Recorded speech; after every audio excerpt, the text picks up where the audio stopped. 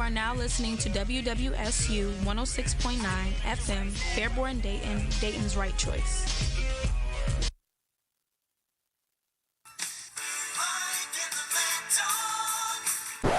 Nah. Leading off, and in the host seat, he's no longer the sports director, but that doesn't mean you got rid of him. He's the dictionary definition of a five-tool player.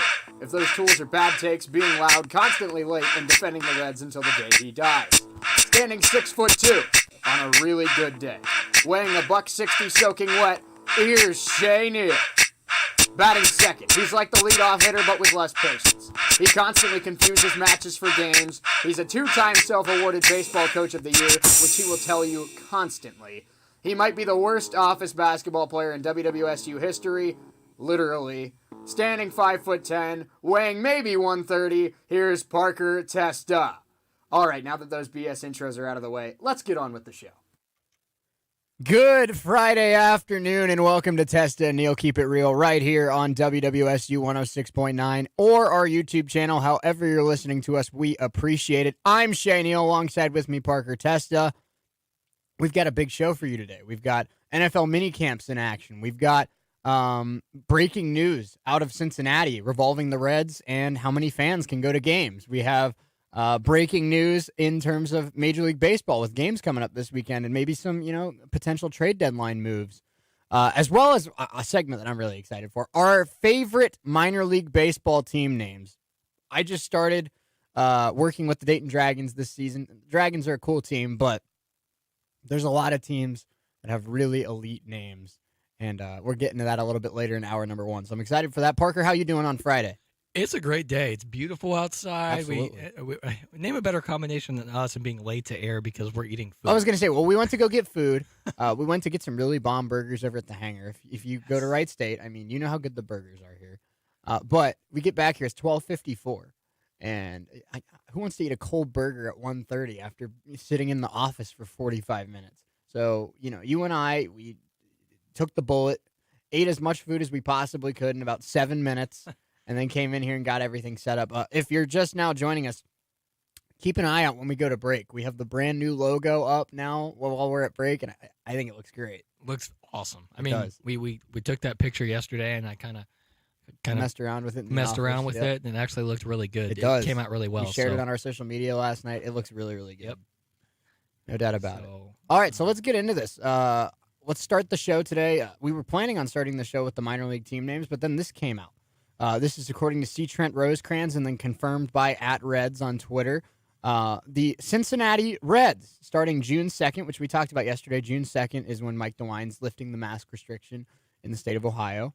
But starting June 2nd, the Cincinnati Reds will be allowing full attendance at Great American Ballpark, and masks will still be encouraged, but will no longer be required for fans. The Reds also announced that they are offering $10 view-level seats for vaccinated individuals for the rest of the season.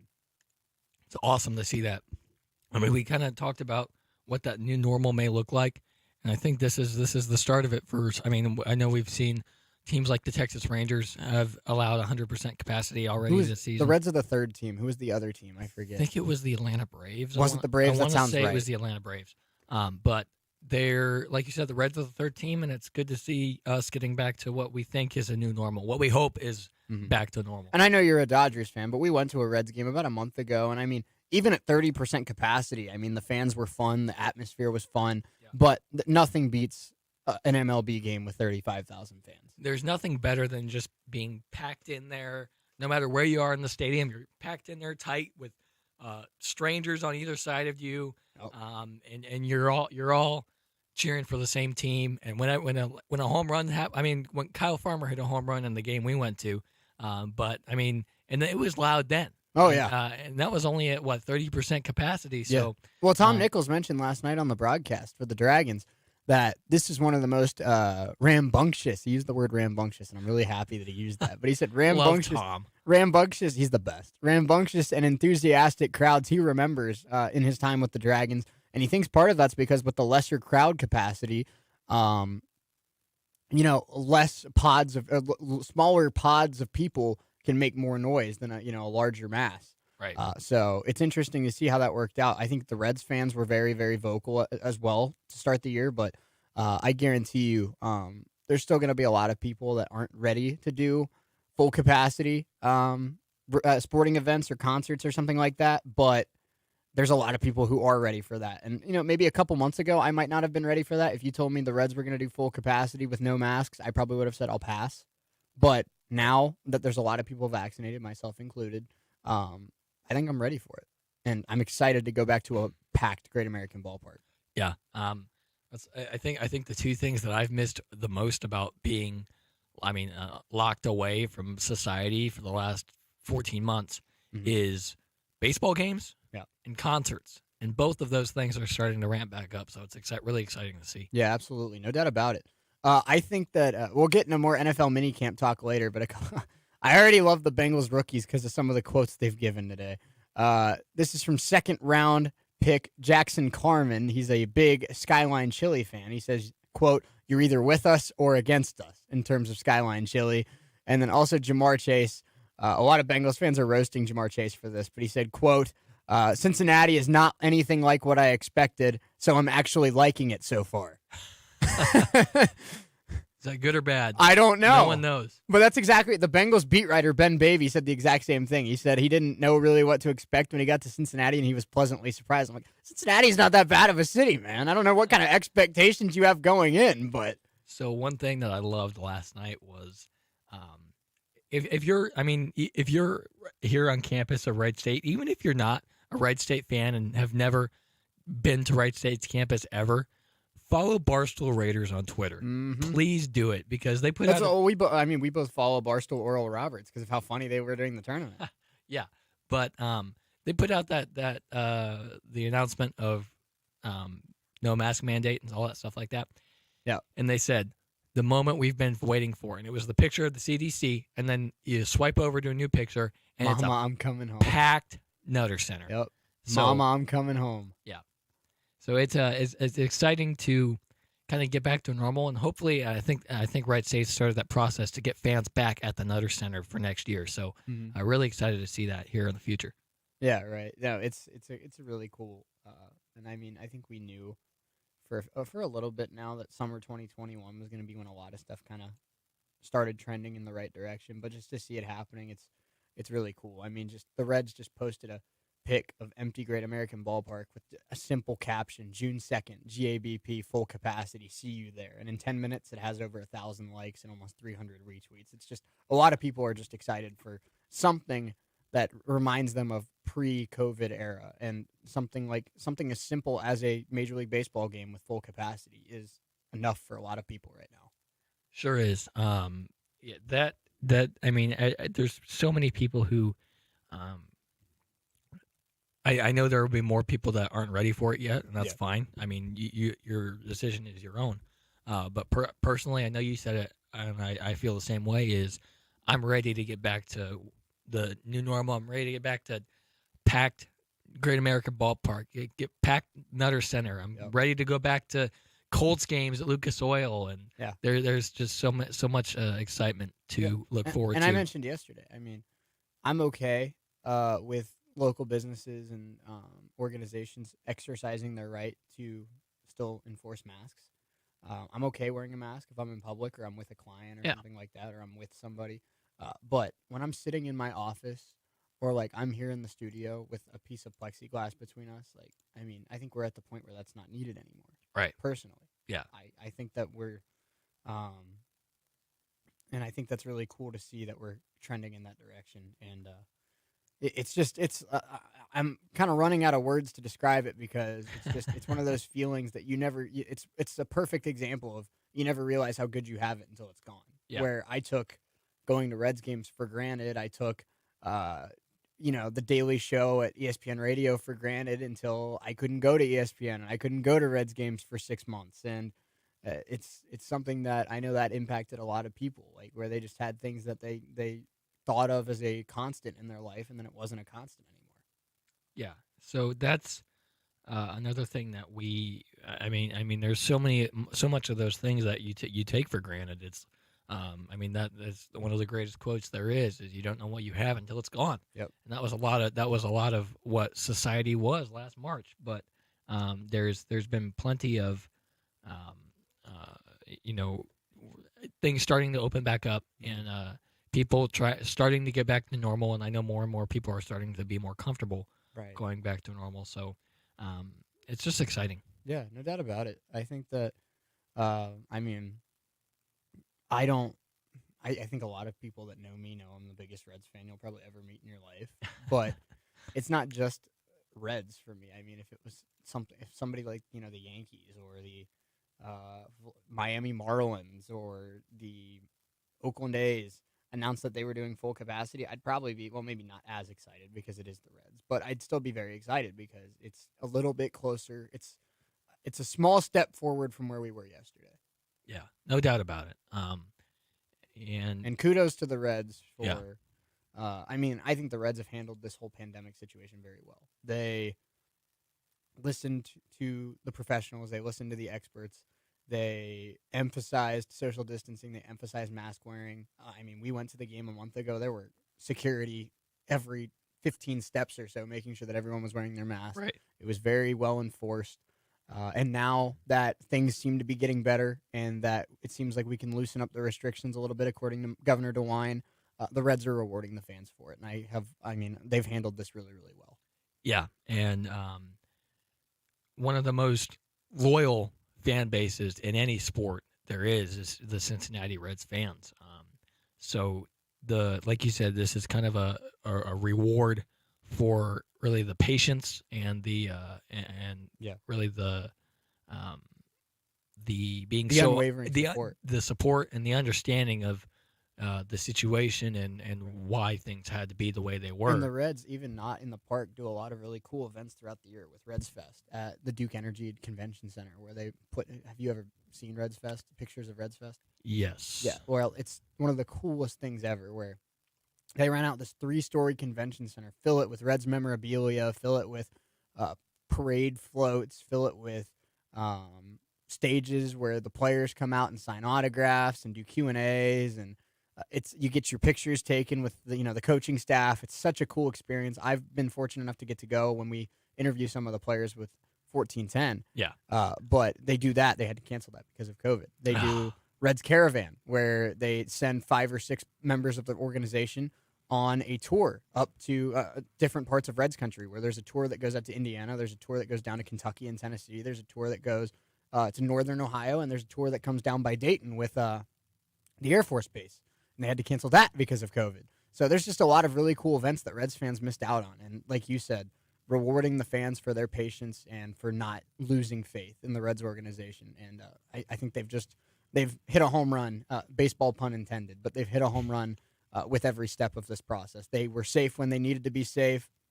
They were responsible when they needed to be responsible. They enforced the proper safety protocols. And now that they can loosen up a little bit, they said, hey, we get you've been waiting. We get you're frustrated. Let's have some fun at the ballpark this summer. Yeah, no doubt about it. So it's definitely exciting for sure. So let's get into our first segment today after 15 minutes of talking about how exciting full capacity baseball is. Yeah. But some of the most insane minor league baseball team names. Here, I'm going to start with one. That's the Cincinnati Reds AA affiliate, the Pensacola Blue Wahoos. Well, the Blue Wahoos are now with the forget. Well, the Reds now have the Chattanooga Lookouts. They were with the Blue Wahoos were with them until like 2019. They flipped. Okay. They flipped because Chattanooga's a little closer than Pensacola. Right. Pensacola is now with the Marlins. Gotcha. That's where I think that's where Burdick's playing. Wright State alum. Yeah. I think he's with the Blue Wahoos right now. Okay. But yeah, that's a great name. And even staying with the Marlins, their AAA team, the New Orleans Baby Cakes.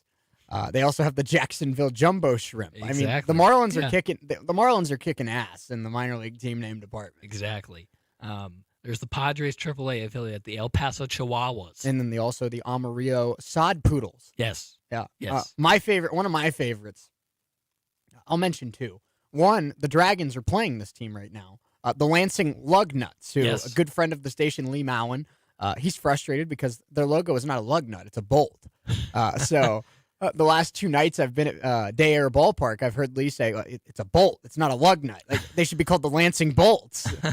And I think that's great. But Lansing lug nuts is really funny. And then I think our favorite when we Google searched some of the funniest names just to get inspired, the Hartford Yard Goats. Yes. I mean, goat has become an absolute iconic meme and staple in sports talk. Yeah. And to have a whole team named after yard goats is elite. Yeah. So here's another one that is just awesome is New Orleans Baby Cakes. That's a good one. Love that one. How about the Albuquerque Isotopes? I believe they're AAA with the Rockies. Yes. Yeah. Yep. So, I mean, you can just go down the list. I mean, the Washington Wild Things. Yep. The new team for I forget who they're affiliated with. I'm gonna have to look it up. But they let the fans vote on the new team name. It's the AA Angels team in the Southern League, the Rocket City Trash Pandas, and I'll show you their logo here from across the studio. But it's a trash panda. That's funny. How cool is that? Wow, that's awesome. Trash Pandas. They let the fans vote on what they wanted the team name to be, obviously within reason, and the fans decided on Trash Pandas. The New York Mets Single A affiliate, the Columbia Fireflies. That's a cool one. One of my favorites as well is the down in the South. It's the AA Tampa Bay Rays, Montgomery Biscuits. Yep. Their mascot is just a biscuit, and his tongue is a pat of butter, and I think it's great. And a lot of people know that one of the career paths that I kind of want to go on is going into minor league baseball and calling minor league baseball games as soon as I'm done with college. I would love to be the voice of the Montgomery Biscuits. Do you know how how many friends I'd brag to say I'm the voice of the Biscuits? Yeah. I mean, just to see that in your Twitter bio, the radio voice play-by-play of Montgomery Biscuits. Right? That's awesome. Here's another one that I love, the Cleveland Indians AA affiliate, the Akron Rubber Ducks. Yeah. It's a good one. Yeah. And then there's also the Down East Wood Ducks as well. Yes. Because I actually, I'm going to pull my phone out here because I did a poll a couple years ago on the best minor league team names. I had my followers on Instagram vote on who they thought was the best minor league team names. And I'm going to pull some of these up because my first matchup was the Akron Rubber Ducks versus the Down East Wood Ducks in the Battle of the Ducks. So did you did like a seeded tournament? Exactly. Okay. Yeah. Gotcha. So it was really fun. I think a lot of my followers really enjoyed it. I enjoyed it. I thought it was fun to see kind of. You didn't, and I stressed whenever I did these. I'm like, you don't even have to be a fan of baseball. Just think who has the cooler name. Yeah. But it was really cool. Let me see if I can pull this up. Stall for a second because I think it was like a year and a half ago. Yeah, but I mean, one thing that I think minor league baseball is just awesome. I think if leagues can afford it, I know baseball is not a really it's very on their own. A lot of guys don't go to college for baseball; they just go straight to the minors. But one thing that I think would be awesome is like minor league basketball, or I mean, they kind of do have that with the G League. Yeah. But really, minor league football is college football is what that is. No doubt about it. But there is just lots of, I mean, just to see some of these. I mean, you were showing me some of the stuff that you were doing for the Dragons earlier, and some of the Bobby Dahlbeck was AA Portland Sea Dogs. Yeah. And then on the other side, they were playing Trenton in the training game I was doing. Trenton had Davy Garcia. Yeah. And Davy Garcia is a really talented prospect now for the Yankees. Yeah, so no doubt about it. It's just cool to see kind of where people come from and kind of where they started. But I'm still looking. I apologize. And these, some of these throwback Instagram posts that the MLB teams and MLB as a whole, the MLB Instagram account does of some of today's stars when they were in the minors, like they show, right. Like they show Mookie Betts with the Sea Dogs.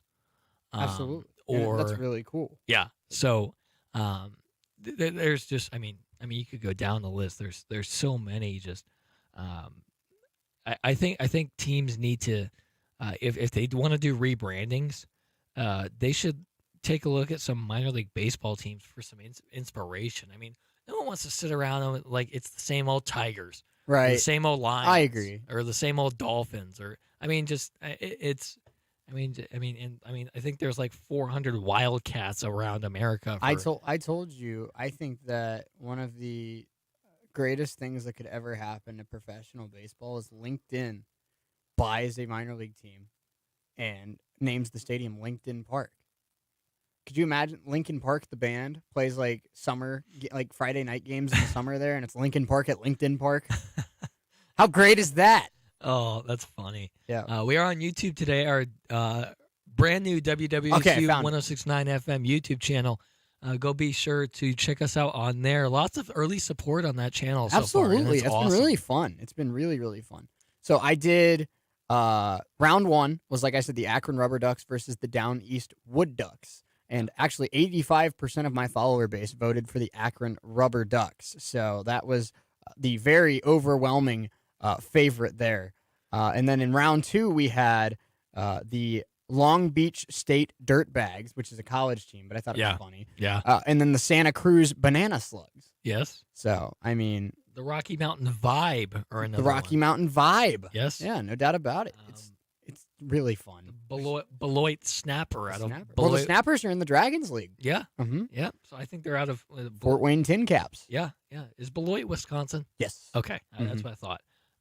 And I'm honestly really glad. I mentioned to you earlier, like, I'm getting paid to watch baseball and put what I see into a computer, which if you told me that's what I was doing when I was like 15, I would have like broken down in tears because that's like the dream job. Yeah. But I'm really glad I'm only doing home games because I don't want to go to Beloit, Wisconsin and Lansing, Michigan. Like, yeah. Not yet, at least. Right. Like, when I'm 23, 24, if you want to make me like a full-time play-by-play guy and I travel with the team, I'm fine with that. But right now, like, just let me do the Dayton game. I'm totally cool with that. Here's the one last one I have. The Cedar Rapids Colonels. Yeah, and then we mentioned there's a team in Normal, Illinois called the Normal. I gotta find this crap. I don't want to accidentally. The Normal Corn Belters. Yes, that's a top tier one. Yeah, and just to talk about the another thing having to do with corn, the Nebraska Cornhuskers is another. I mean, they're not a minor league baseball, but still. They were originally an independent team in the Frontier League, and now they are a collegiate wood bat summer baseball team. Would you imagine, like, a guy like Quincy Hamilton or Tyler Black playing here at Wright State? They're a corn belter over the summer. That's awesome, isn't it? I would love to. I would go to Normal to watch him play corn belter baseball. Right. The starting center fielder for the Corn Belters. That's awesome. Yeah, that's awesome. So. We can't thank you guys enough out there for listening on WWSU 106.9, whether you are online or driving to wherever you may be going today. Thank you so much for listening. Also, if you are on YouTube, thank you so much for watching. We're going to take a quick break. When we come back, we're talking NFL minicamp that starts today. Yes. Right here on WWSU 106.9 FM. Keep it locked. And now, your Wright State weather forecast. Here is your Wright State weather forecast for Monday, May 10th through Friday, May 14th. Monday, mostly sunny, high around 60. Monday night, mostly cloudy with a slight chance of showers overnight, low around 40. Tuesday, mostly sunny, high around 60. Tuesday night, partly cloudy with areas of frost overnight, low in the mid-30s. Wednesday, sunny, high around 60. Wednesday night, mostly clear, low around 40. Thursday, mostly sunny, high in the mid-60s. Thursday night, partly cloudy, low in the lower 40s. Friday, mostly sunny, high in the upper 60s. Friday night, partly cloudy, low in the mid-40s. Welcome to Wright State summer semester students, and Raider up.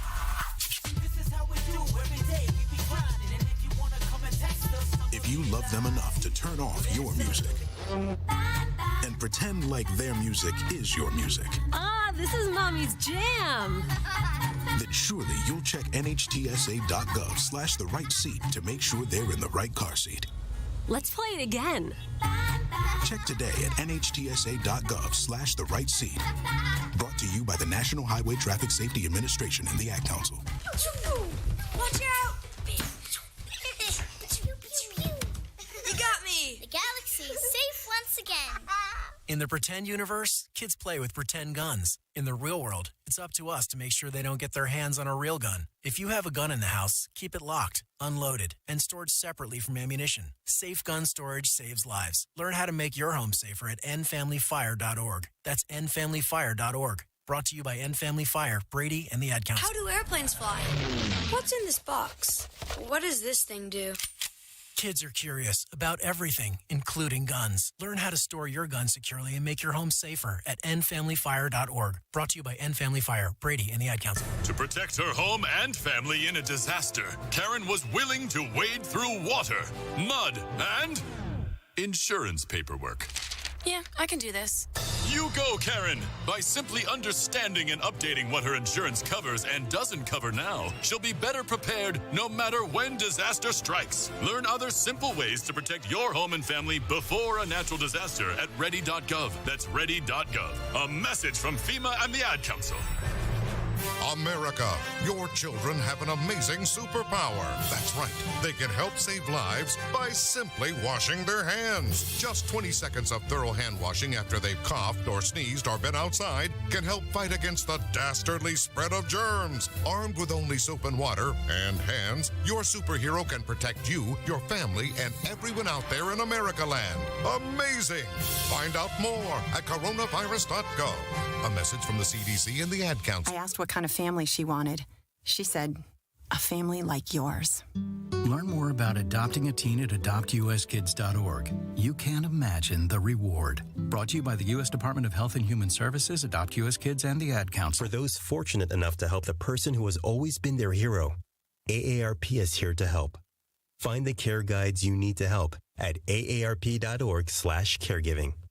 Brought to you by AARP and the Ad Council. Have you noticed lately how empty everything is? Empty streets, empty stores, empty schools. But I'm trying to change these empty times by being full of gratitude. Gratitude means saying thanks to the garbage collector, the medical providers, and all those who are helping every day.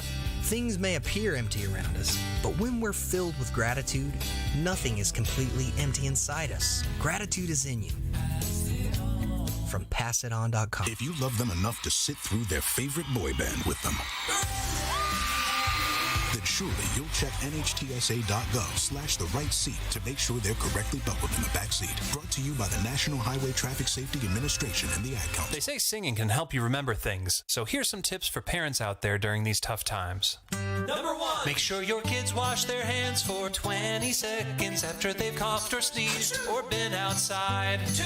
Virtual play dates. Social and physical distancing can help save lives. 3. Tell them they're safe and show your love and pride. Yes, we'll get through this together. Find out more at coronavirus.gov. A message from the CDC and the Ad Council. Tom has been a teacher for over 40 years. One day, I think one of the students had asked the question and he didn't remember the answer. And I also noticed that he was letting his class out earlier than they were supposed to let out. I was really starting to worry. Levi and I talked about how it would change our lives, but he was there beside me. When something feels different, it could be Alzheimer's. Now is the time to talk. Visit alz.org/ourstories to learn more. A message from the Alzheimer's Association and the Ad Council. Hello, I'm an artificial British person with a radio voice you wish you had. And you're listening to WWSU 106.9 FM, Dayton's right choice. We kick ass.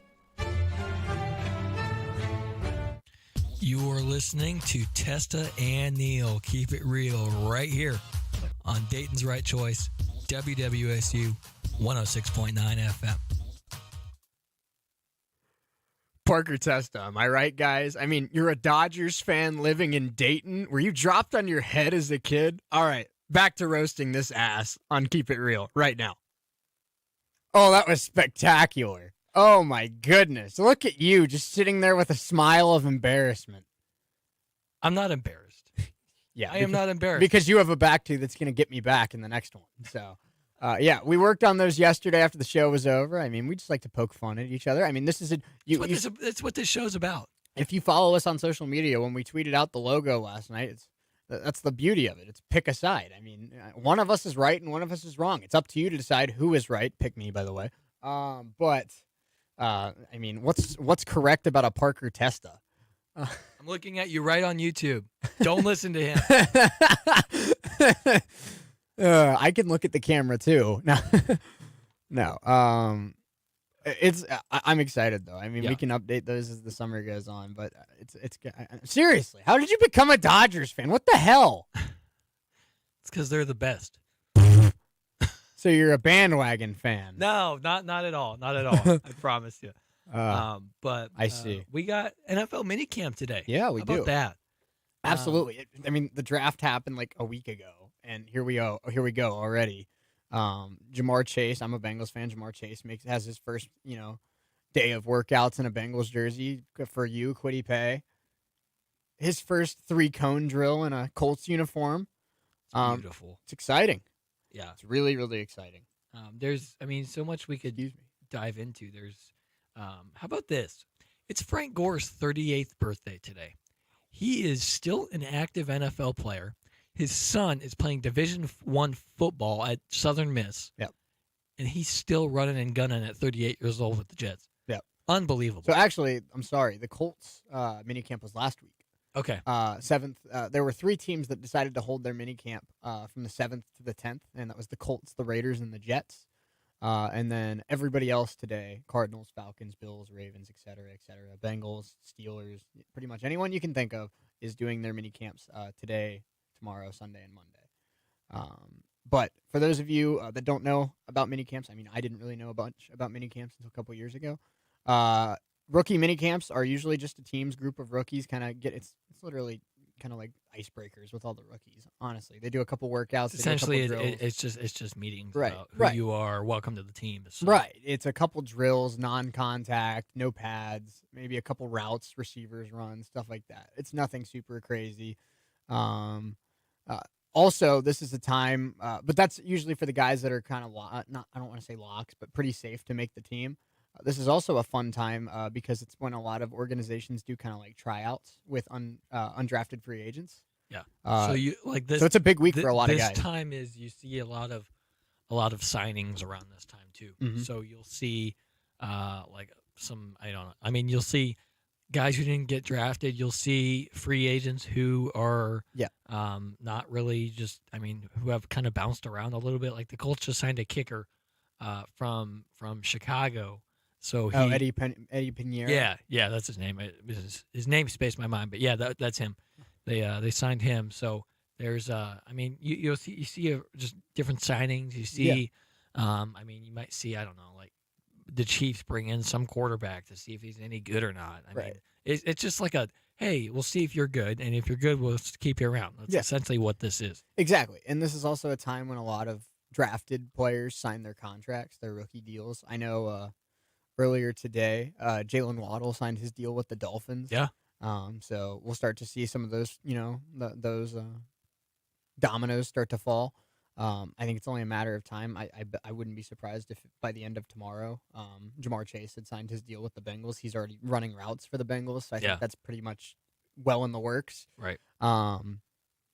Most of the teams are holding mini camps at their practice facilities. Some are holding it at the stadium. But like we said, it's a mix of kind of getting to know each other, a little bit of film, and then also just a little bit of very light drills, light routes, and just non-contact, no pads, stuff like that. They're not going to put pads on until August, but it is technically the first day of NFL practices, so it is exciting. Yeah, I mean, and we talked about this a little bit. I mean, we talked a lot of NFL yesterday, but we talked about, just the grind of the NFL season. There is no NFL off season anymore. It's maybe 3 weeks, and that's for the veterans. It's that time between the end of the season and camp and OTAs. So that's like what, February to May, right? So that's 2 months, not even, maybe that. So there's so many. The NFL is a full year-round thing. I mean, right? You have the Super Bowl. Right after the Super Bowl is the Combine. Right after that's the draft, and then you get into camps and training camp, and then preseason, and then the season starts. So you're never just out of the woods with football, other than baseball, where you literally have an off season to where there's, from November to February Right. is there's nothing. Yeah, exactly. Except for winter meetings, which that really doesn't. Who cares about winter meetings? Like, it's like once every 5 years. I'm one of the biggest baseball fans in the world, but it's only like once every 5 years that the winter meetings mean anything. And it's not because of anything that happens at the winter meetings. It's because a guy like, Tatis gets traded from the White Sox to the Padres. Yeah, or some big name signs some big contract. Right. Like, yeah. I think, didn't Harper sign with the Phillies during the winter meetings or Yeah. something like that? Yeah, I want to say that. That sounds right. It was either Harper or Machado or something like that. It was a big name. Right. But yeah, I mean, that's really the only time that the winter meetings means anything. And the last couple of years, a lot of these stars in baseball have waited till February, right before spring training starts, to sign deals. Yeah. And I almost said a non-FCC approved word there, so held back. We're good. For those of you that are new to the radio game, there's a list of 7 deadly sins that if I accidentally spewed one, I'd be in a lot of trouble. So. It's okay. We have a big red button down here. We do. I can push. There you go. The big red button. Yes. Yeah. Radio is the one thing where you're allowed to push the flashing red button. Yes. So exactly. It's still frowned upon, but yes. you can press it. It's a worst case scenario. It's a worst case scenario, but it is an option. Absolutely. I'm just excited, man. Football's coming back. College football pretty soon will start to have practice. It's just it feels like it felt like, I guess, sports were coming to an end over the last couple months, with college basketball ending, with the college football playoff being over in January, the Super Bowl. We had that stretch where baseball didn't start until April 1st. Basketball's about to start the playoffs. Yeah. It felt like it was kind of like that in between era time of the year between all the sports, and now we have football with the draft and starting to do workouts. We have basketball about to go into the playoffs. Like I said, baseball's in full gear, full speed ahead. It feels good because as soon as I kind of convinced myself that sports were kind of fading out, it's coming right back in. Yeah, that 3 weeks in March where right after the tournament ended. Right after the tournament ended, right as it kind of helps because right as the tournament ends, you get into baseball. So that's really a saving grace. But as far as Wright State sports go, after the Horizon League tournament, there wasn't a whole lot. I mean, there's baseball, and the Raider gang plays coming up here at 3:00. We'll be watching that after the show. Aren't they playing game 1 right now? They're on ESPN3 today. So if you have ESPN3 or ESPN Plus, be sure to tune and watch the Raider gang. They're very good. Did I hear incorrectly? I thought it was 12-3 that they played today. I think they play like 3-6. Okay, I might have heard that wrong then. We'll check on that, obviously. Yeah. But, well, they are on ESPN3, and if it is at 3:00, I'll watch it as soon as we're done here. Yeah, no doubt about it. Because I want to say that baseball. Yeah, you're correct. It's 3-6. Okay. The 3:00 game is on ESPN3, and then they also play tonight at 6, and then tomorrow at 1 and 4. They're on tomorrow too. How about that? Tonight, I'd assume Strand's pitching tonight. Yep. They have Strand going tonight in game 1, Bremer going in game 2, and then tomorrow it'll be Austin Klein and Alex Tice. Is it Tice or Thice? I think it's Tice. Tice. Okay. I want to say it's Tice. Redshirt sophomore gets the ball, but big opportunity to see some momentum in game 1. Strand has been their best pitcher all year. He gets the ball against Cooper Donlin, who's talented but a freshman going on the road to take on the team in first place. So a big chance for Strand to establish himself as the best pitcher in this league, and for the Raider gang to kind of stomp on Oakland's dreams a little bit this weekend. Yeah, no doubt about it. I mean, college baseball, some sort of college baseball Twitter page has been putting out stats all week long, and College Baseball Hub. I follow them. Yeah, It's really good. That's it. That's how I keep up with a lot of stuff. Right. And we see Wright State, if not at the top, they're right up there with some of the best teams in the country. They have the best offense in the country. Mm-hmm. They lead in runs scored per game by a full run. I think the line was like 10.1, and the next closest was like 9.2 or something like that. So shout out to IPFW for that, by the way. Yeah, yes. So if any of you are listening to us at IPFW, thank you so much for being bad and letting our Raider game. Thanks for letting us score 88 runs in 4 games. Exactly. Appreciate you. Yes. Hopefully we see you again in the tournament. Yes. It would be awesome. Speaking of the tournament, it's coming up here at the end of May 27th to the 29th. And it's going to be at the Nish. Yes. So I'm very excited for that. But I'm looking at their record right now. 25-11, 24-4 in conference play, which is ridiculous. I mean, we talked about it at the beginning of the season. A baseball team is supposed to win about 60% of the games that they play. Wright State's won 86% of the conference games that they've played. That's stupid good. Yeah, so they're 11-1 at the Nish, 13-8 on the road. But you got to remember, and 1-2 in neutral They site. started the year 0-5. Right. So since then, they're 25-6. Right. And 13-3 on the road. Yeah. So, I mean, ever since that Vandy-Alabama series where both teams have been ranked for the majority of the year, right now Vandy sits number 2 and Alabama sits number 23, I believe. But I mean, after those two series, Wright State's been world beaters the rest of the way. I think that 14-1 ass kicking they got in the first game of the year at Vandy Against Rocker. kind of woke them up a little bit. Yeah, because that game against Leiter, they only lost 1-0. Yeah. And then they were really competitive in all 3 games against Bama. Yeah. And then those 2 games against Vanderbilt you're going up against what are sought after to be the top two picks in the draft. Yep. So that it's I mean, the first game was not good, but to come out and have a performance and only lose 1-0 against what everybody thinks is the number 1 player in the draft in Jack Leiter is just it. And Leiter got chased after 5 innings. He only made it 5 innings. He didn't allow a run, but Wright State made him work, and he was out after 5 innings. A guy that's thrown like 2 no-hitters this year. Yeah. So it's very talented Raider gang team. So this is our last series of the season. Of course, it's at the Nish right here at Wright State. I wonder if they'll let us duck in. No, I'm just kidding. I call Nick. Hey, Nick, can we get in there? No, if I wasn't doing the Dragons game, then I'd totally be down. But, I mean, worst case scenario, we watch it on ESPN3, and we still get to watch them.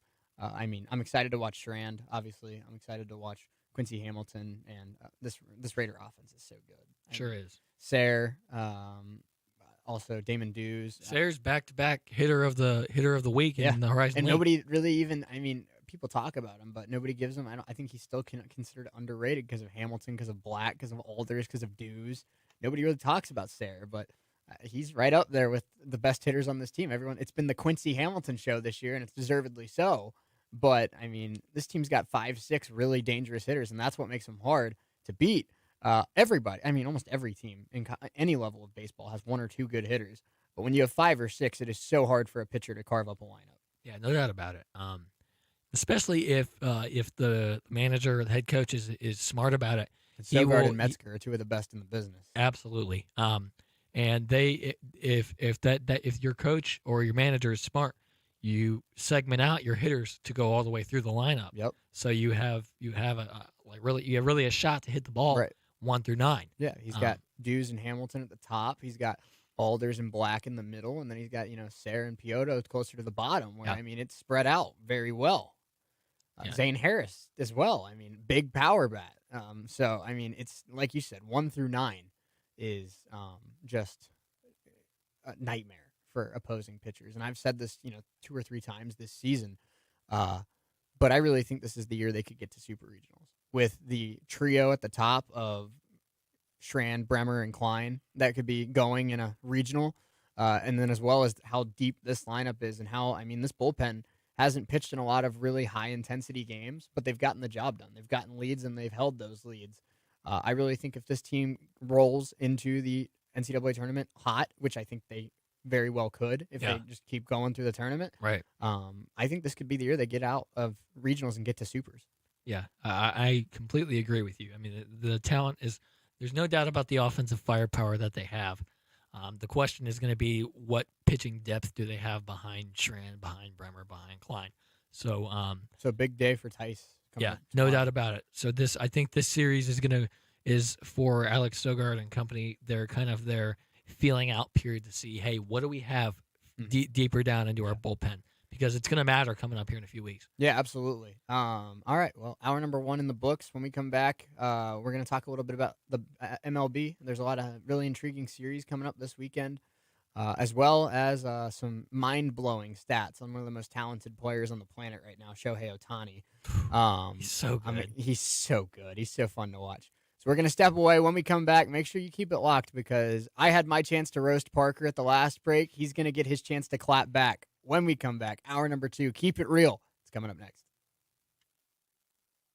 In the wake of a disaster, what one thing can you send that will help people the most? A blanket, a tent, a sandbag, a doctor. Actually, if you send a monetary donation, you send all these things. Even a small donation can make a big impact and can quickly become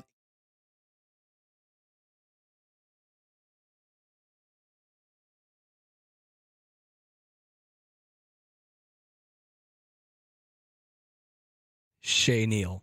Mark Davis's haircut looks better than the teams you root for. Back to roasting that ass on Keep It Real right now.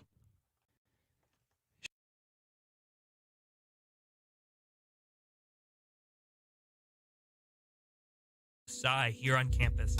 To find out more information, check out their Instagram at ALPHASIGS_WSU. You're going to love it.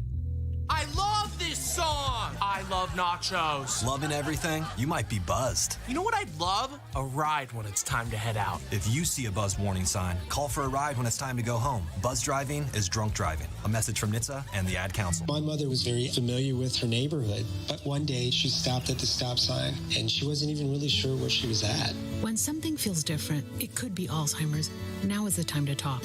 A message from the Alzheimer's Association and the Ad Council. The average time a resume spends on an HR manager's desk is 7 seconds, and most of them are tossed aside. Now imagine if one of those resumes belonged to Yasmin, who was living in a shelter, juggling 3 jobs. I had to be resilient. That's something that you can't teach. We rely so much on a resume, yet it could never tell the full story of someone who had to be independent and take initiative. And that's how I handle every project I get. Discover new ways to develop great talent at gradsoflife.org. Brought to you by Grads of Life and the Ad Council. Hey, Dad, your prescription will be ready in just a minute.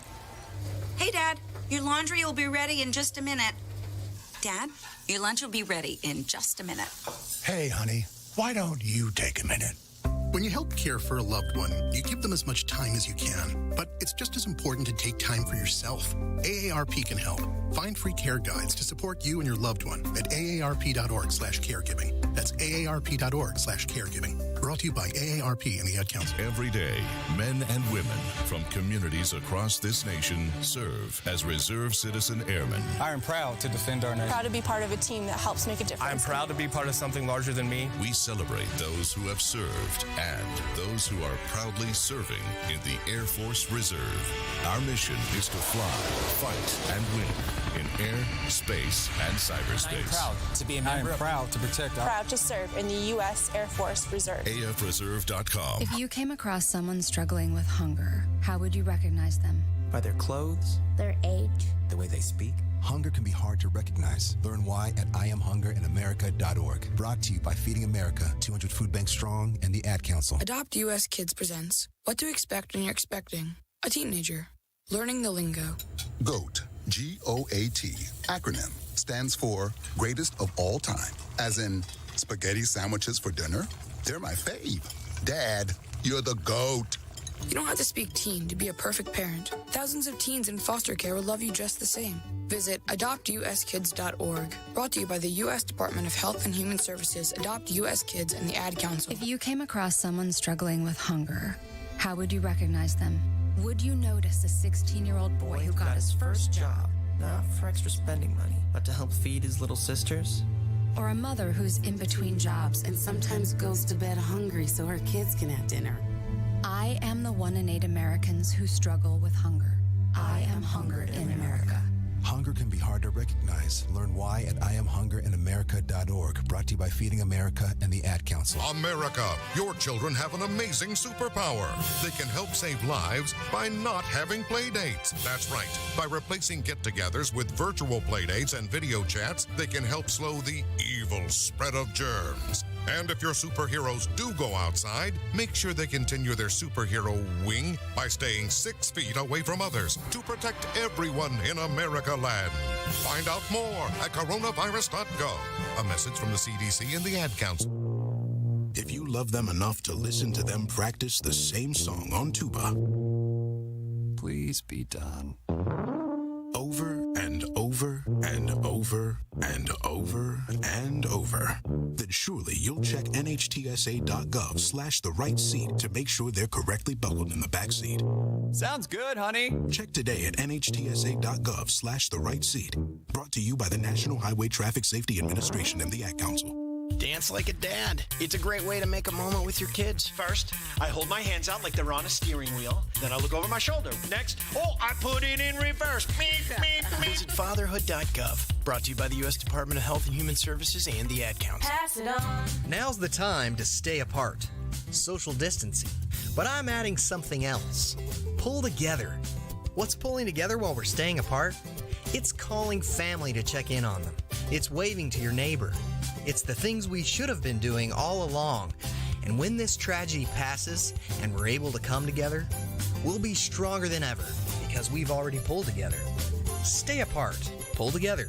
Pass it on. From passiton.com. Stony Hollow reminds us this year that texting and driving never mix.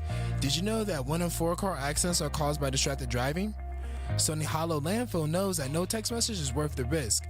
That's Stony Hollow Landfill on the air because they care.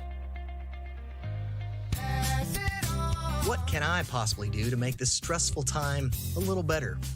Here's one thing I found. It's a small thing, a simple thing, a remarkable thing. Smile. You can share a smile from more than 6 feet apart. You can share it socially with the whole world. In fact, right now, I'm smiling at you. And I hope you're smiling back because smiling is in you. From passiton.com. If you love them enough to barely sleep, then surely you'll check NHTSA.gov/the right seat to make sure they're in the right car seat. Brought to you by the National Highway Traffic Safety Administration and the Ad Council. To some, the sound of a baby babbling doesn't mean much, but that's not true. They're testing out vowels and consonants and trying different sounds. And by 12 months, their babbling is beginning to take on meaning, especially if there's no babbling at all. Little to no babbling by 12 months or later is just one of the possible signs of autism in children. Learn more at autismspeaks.org. Brought to you by Autism Speaks and the Ad Council. Uh-oh, Brad's buzzed. Oh, yeah? Yeah, he's starting with the woots. Good thing is, he knows when he's buzzed. Know your buzzed warning signs? Call for a ride when it's time to go home.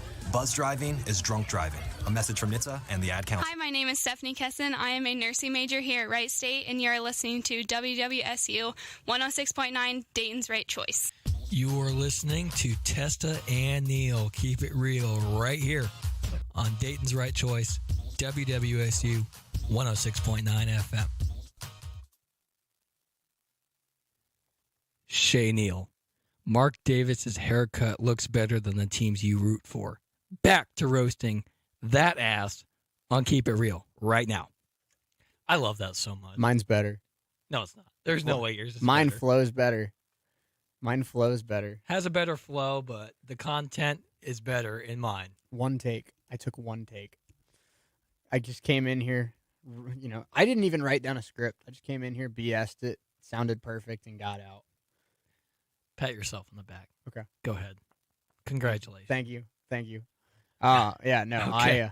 I am excited. Yeah. I mean, they sound great. No. Yeah, they do. And the support that we've gotten early in just the first week. We haven't even really gotten a chance to fully promote it on social media. Yeah, not at all. And the support that we've had early on, just in the first week, has been tremendous. So I can't thank you. We can't thank you guys enough for that. But lots of MLB action going on here this weekend. Yeah, no, it's a big weekend, and I'm excited. I'll start off by, bitching about my favorite team, and that's the Cincinnati Reds, because the Reds are allergic to being over 500. They get to 500 again. They go out to Colorado to play one of the worst teams in the league, and Luis Castillo gives up 8 runs.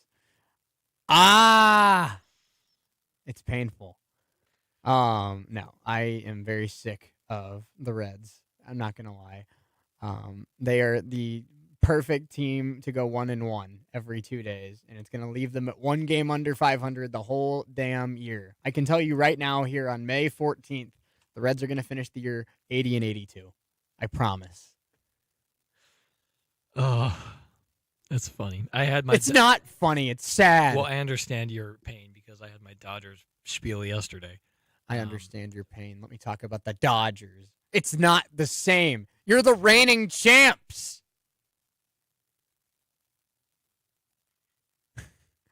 You know, the Reds have made the playoffs like 3 times in my lifetime. Got swept, and had the best record in baseball. Won 2 straight games on the road. Came home and lost 3 straight 1-run games at home. Broken hearted. Yeah, I mean, I can't say I get it because I don't. But you can laugh at it though. Yeah, that's what I just did. Yeah. But lots of exciting baseball action going on this weekend. There's let me see. There's White Sox play here in about an hour. Yeah. They're really playing well right now. Reds go to Colorado, take on the Rockies. Giants and Pirates. Giants get a chance to get over 10, double-digit games over 500. How about this one? I'm excited to watch this one. The Mets and the Rays. Yeah. 2 very strong teams. One team won the World Series last year. The other team has really improved. Added tremendous talent with Lindor. With, I mean, you can go down the list. I mean, yeah. Glasnow pitches tonight for the Rays.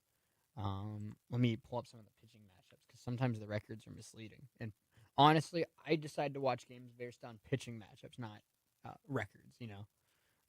So like looking at this tonight, Scherzer pitches for the Nats tonight. Giolito pitches for the White Sox here in about an hour. I might check that one out. You got Corey Kluber going for the Yankees. Gausman goes for the Giants. There's a lot of good pitchers going tonight. 5-0 Nick Pivetta goes for the Red Sox. Who'd have thought Nick Pivetta would be 5-0 with a 3.19? Glasnow, like I said, goes for the Rays. And then you have Zach Greinke for the Astros, Frankie Montas for the A's, Wade Miley 4-2 with a 2 ERA. Coming off a no-hitter. Quietly one of the best pitchers in the league right now. Yeah. He's facing German Marquez, and then Aaron Savali goes for the Indians. Musgrove goes for the Padres, and then tonight, Marlins and Dodgers. Might be the best pitching matchup of the day. Sandy Alcantara versus Clayton Kershaw. Yeah. If I'm being quite honest, I haven't looked at my fantasy team in the last few days because my team did not get off to a great start. Okay. Just like the Dodgers, my fantasy team is the IL capital of the world. And it's very, I mean, it's unfortunate. I don't know why I play fantasy sports. I mean, it's fun, but it causes me so much unneeded stress. You know what's sad? I think we just realized this for the first time. We're playing each other right now. Yeah. Oh no. You're beating me. Oh no. If I beat you, that's sad, ain't it? Hang on, because I'm going to fix this. Live on air, I'm going to fix this. Ken on YouTube says, how did you not put the Steelers versus the Bills week 1 in your top yesterday? Did we talk about that game? Steelers and Bills don't play in week 1, do they? I don't. Bills play the Titans in week 1. Is that? Oh, I hope we did not mess that up. No, maybe we did. I don't know. That'd be embarrassing. Oh, okay. Let's see, because this is going to bother me now if we mess this up. Uh-oh. What did we do? What did we do? Here we go. Week 1. Yeah, Steelers, Pittsburgh and Bills. Oh my God. Yeah. In our defense, we picked 3 games to talk about, and I think the 3 games we picked were pretty good. We picked Dallas, Tampa Bay. We picked Arizona, Tennessee, and Cleveland, Kansas City. But you're absolutely right. Us missing Pittsburgh and Buffalo is a gigantic L. Yes. And that's our bad. Yes, it is. I mean, we said we would kind of. Josh Allen gets to host a very good Steelers defense. I mean, you can roast Big Ben. We said we would cut back on NFL talk today, but I mean, it's just not possible. You can roast Big Ben all you want, but they have Najee Harris, they have Juju, they have Chase Claypool, Deontay Johnson, James Washington, excuse me. Yeah. A very strong defense. It's still a very good Pittsburgh Steelers team, and they get to go onto the road to take on Bills Mafia and Josh Allen. The Bills are out for blood this year, coming up short in the AFC Championship game. I think I mentioned yesterday, I was trying to, you said the Rams might be your second team to the Colts this year. Yes. I think the Bills are going to be my second team to the Bengals because I'm excited. I think it's going to be the Buffalo Bills revenge tour this year. Yeah, I'm excited to watch that as well. Even though the Bengals, as there's a bug on my microphone, there's the Bills. are interesting to me because they're just quiet. I mean, I don't want to say quietly, but they're one of the best teams in football, which is interesting because we haven't said that about a Bills team since the '90s. Yeah. So, Sean, I mean, we talked a little bit about Sean McDermott yesterday, but Sean McDermott's quietly one of the best coaches in the NFL. Right. And what he's done with a fantastic defense and the emergence of Josh Allen and all the weapons that Josh Allen has there. And they just added, oh my Lord, who did they draft? Who are we talking about? The Bills. Gregory Rosso. That's right. Yeah. So yeah, I mean, the Bills are just fantastic. So yeah, the Bills are exciting for Week 1, and I'm excited to. The Steelers are also interesting to me because no one knows how Ben is going to perform. Right. I think they still have Rudolph there as their backup. The guy who got knocked on the head by Myles Garrett. But and then Juju got knocked on his head by Von Bell. Yeah. Steelers are kind of in a 2-year L streak of getting beat up on national TV. And I don't mean on the field. I mean on the field. Yes. Yeah. Myles Garrett whacked Mason Rudolph with a helmet, and then Von Corvette got flat tired by Von Bell. He just lit up Juju. The best part of that night was after the game was over.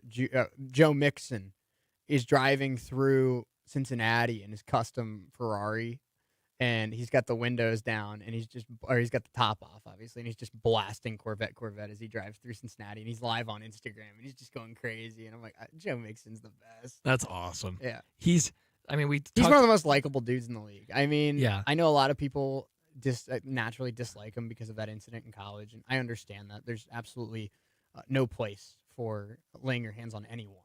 Yeah. But Joe Mixon's a really talented football player. Sure is. And even if I wasn't a Bengals fan, ever since he's gotten into the league, he hasn't just stayed out of trouble. He's been a model teammate. He's been a model leader. And if you don't even have to follow him on social media. If you've seen his social media, he's constantly hyping up players that the Bengals have signed, players that Bengals have drafted. He's one of the greatest team players that the Bengals have had in a while. He's one of the players that carried my fantasy football team to a championship last year. Cry Me a Rivers, the first championship I have ever won in fantasy football. Cry Me a Rivers. And Joe Mixon was a part of that. So it was. But yeah, I mean, my team names. I'm trying to think. That's another segment. We just awesome fantasy names. Yeah. Okay. So I had 3 fantasy football team names in the last 3 years. Yeah. I did 3 years ago. Woke up feeling dangerous for Baker Mayfield because Baker Mayfield was my backup quarterback. Yeah. And then I did Joe Burrow, Tiger King, because it was right after the Bengals drafted Joe Burrow. Right. And then last year I had Adam Thielen along with Metcalf and Tyreek Hill, so I did Hooked on a Thielen. I like that. Thank you. I like that. So and now my fantasy baseball team name is simply Moose Tacos. So I haven't had a whole lot of luck coming up with great fantasy football names or any. Colts haven't had a whole lot of luck either lately. Exactly. So that was a really bad joke, and I'm sorry. It's very honest. It's very honest, and that's. You asked for luck, and you got. That's what I got. I mean, after Luck retired, it was just an onslaught of roasts from everyone who knew I was a Colts fan. At least you're in better shape than the Texans. Exactly. Like my dad sent me. Well, I guess you're out of luck, or Colts have run out of luck. Who's your dad a fan of? Oh, it pains me to say this. New England. All right, we're going to step away for a few minutes. I'm just kidding. Oh, man. But, yeah, Crimea Rivers was my fantasy football team name last year, and then my fantasy baseball team is the Ryu Jays with Hun-Chun Ryu on the Blue Jays. So it's the Ryu Jays, and he's been one of my best pitchers this year. He's solid. Behind Brandon Woodruff. So Woody.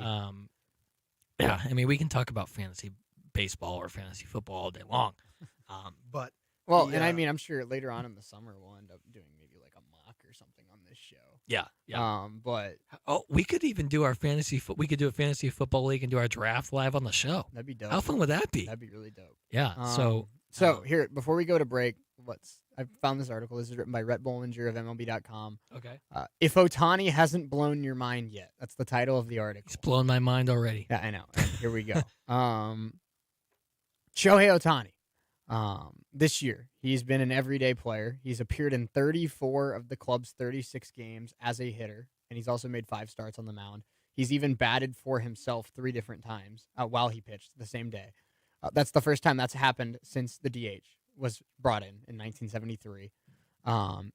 He's hitting. He's been in a little bit of a mini slump actually the last 5 days or so, but he's still hitting 257, 303 on base percentage, 574 slugging. That's an 877 OPS from a guy who pitches. And it's not a hot take. He's the Angels' best pitcher, and he's the Angels' second best hitter, and he'd be the best hitter if he didn't play with Mike Trout. Exactly. 10 homers. He's tied for the league lead in homers. 9 doubles. 6 stolen bases, 26 RBIs, 26 runs scored in 34 games, excuse me. And on the mound in 5 starts, a 2.10 ERA, 40 strikeouts, and only 2 home runs allowed. Shohei Ohtani is maybe the most talented baseball player on the planet. That's not a hot take. I mean, watching just that home run that he had that went over the wall, 115 miles an hour off the bat. Mm-hmm. It just sounds different when he hits it. Oh, my Lord. I mean, I think most people, grown adults, you don't even have to be a sports fan. The best sound in sports is the crack of the bat. And the two baseball. best sounds in sports, this is up for debate a little bit, but the 2 best sounds in sports are the crack of a bat when it hits the ball and the ball hitting the glove. Yes. Yeah. Yes. I'm okay with you putting whatever you want at number 1, but those are the 2 best sounds in sports. Yes. Yeah. And followed closely behind is the sound of the basketball going through the net. Yes. Yeah. I was just about to mention that. I mean, sounds of sports are, I just love watching those. How about the sound videos. of a golf ball going into the cup? Yeah. Mm-hmm. Yeah. That's a good one. Mm-hmm. You could just, go bunch of different directions with this. And that's another topic we can just, do. These topics write themselves. we talk about random crap. And we come up with future shows. We go into shows and being very underprepared. Secret of sports media. And this goes for. I'm about to call out a lot of people here. It doesn't matter if it's ESPN in LA. It doesn't matter if it's WWSU in Fairborn, Ohio. If you host a sports talk show on the daily, you go into every show with about 30 minutes of content. And the rest of it is just you BSing and coming up with stuff on the fly. We've talked about it. The best sports shows are made from improvisation. Yeah, and it's good to be prepared to some degree, but you don't want to be robotic. Right. The best content comes from the live interactions, the live conversations, the live, I don't know. Live reactions, I guess? Exactly, yeah. That's what makes it fun. You don't want to come in saying, this is exactly what I want to say at this time, because things change all the time. We wanted to talk about Tim Tebow signing with the Jags in the first show, and we didn't even get to it until Wednesday. Right, yeah. We wanted to talk about the Knicks making the playoffs for like 15 minutes yesterday, and we just threw it on to the last 3 minutes of the show. And I don't think unless I don't think anybody really cared. Unless something at the end of today is really just awesome, I don't think anything will compete with the last 20 minutes of yesterday. Yeah, if you haven't seen it, go check it out on YouTube as soon as this show's over. Watch us live now. Yes. Just there's and the best part of it streaming on YouTube is it saves on YouTube, so you can watch all 10 hours of the show so far, all 5 days. Yes. It's going to be a little weird where the first 3 are on the Perspectives YouTube channel, but it's very strange. From now on, they'll all be on the same channel. Yes. So. Yes. And I'm sure we can figure out a way to put those shows on our new YouTube channel. But right now, just and we really appreciate the support. It's been more than I thought it would be in the first week. No doubt about it. There's just another sound of sports. Somebody getting hit really hard. Nice check in hockey. That's a really good one. I love and the sound one. of a solid slap shot as well. Yes. There's a ton of hockey has really underrated sounds. I think hockey.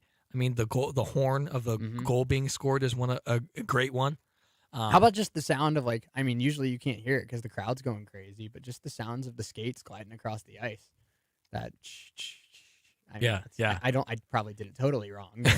It's just the speed that they go at and the precision that they have is just remarkable. Yeah, no doubt about it. Really good point. And that one thing, another sound of sports that I love is right after especially in basketball, like the NCAA tournament, when a big shot is hit in a full arena, just seeing the fans just go nuts is just one of the most one of my favorite parts of all of any sport is just when something exciting happens and you just see the fans go crazy. Yep. So we're gonna step away for a few minutes. When we come back, we're gonna continue with the Shohei Ohtani topic, and it's because I can make a really solid tease out of this. Shohei Ohtani this year, as good as he's been with the stats and everything we just talked about, he has 4 specific moments this season that have not been replicated in over a half century. And we'll talk about that when we get back. Shohei Ohtani, maybe the best baseball player on planet Earth right now. We'll break it down when we come back on Keep It Real. Not completing high school is more of a social thing than it was an academic thing. Even though all these years have passed, I still had that longing to have my diploma. At age 30, Carissa finished her high school diploma. If you're even considering getting your high school diploma, you can do it. No one gets a diploma alone. If you're thinking of finishing your high school diploma, you have help. Find free adult education classes near you at finishyourdiploma.org. That's finishyourdiploma.org. Brought to you by the Dollar General Literacy Foundation and the Ad Council. Melissa from Michigan. I work an extra part-time job serving lunch at my child's school, but I still can't afford to put food on our table. Daniel from California. Choosing whether to pay the rent or pay to fix the car to get to work doesn't leave us with much at all. Now we can't even pay for meals. Hunger is a story we can end. End it at feedingamerica.org. Brought to you by Feeding America and the Ad Council. Donna from Louisiana. The storm just hit, and we went from donating to the food bank to needing it. Hunger is a story we can end. End it at feedingamerica.org. Brought to you by Feeding America and the Ad Council. Adopt US Kids presents What to Expect When You're Expecting a Teenager. Learning the lingo. Jelly. Jelly adjective. Jelly is a shorter, better way to say jealous.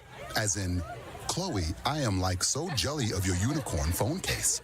You don't have to speak teen to be a perfect parent. Thousands of teens in foster care will love you just the same. Visit adoptuskids.org. Brought to you by the U.S. Department of Health and Human Services, Adopt U.S. Kids, and the Ad Council. To protect his family from disaster, Steve used his camera phone. Done. By taking pictures of his important documents, Steve can always have them stored online. Learn more simple disaster prep tips at ready.gov. A message from FEMA and the Ad Council. Pass it on. This time of upheaval is causing me to look a little deeper inside myself, looking for some goodness. And this is what I've found. I'm more aware of my neighbor's well-being. I'm saying thanks to those who help keep my life as normal as possible. My mail carrier, my grocery cashier, my delivery person. I find myself caring about others instead of just looking out for myself. And oh, my goodness, does it feel good. Goodness is in you. Pass it on. From PassItOn.com. Why was the basketball court all wet? Because the players kept dribbling on it. The dad joke. Corny, grown-worthy, but also one of the simplest ways to share a moment with your kids. What did the buffalo say when he dropped his son off for school? Bye, son. So take a moment to make your kid laugh, because dad jokes rule. Make your kid laugh today. Go to fatherhood.gov. Brought to you by the U.S. Department of Health and Human Services and the Ad Council. Dad, I picked up your pills, made your lunch, and your laundry is done. When you care for a loved one, you take care of everything. But are you taking care of yourself?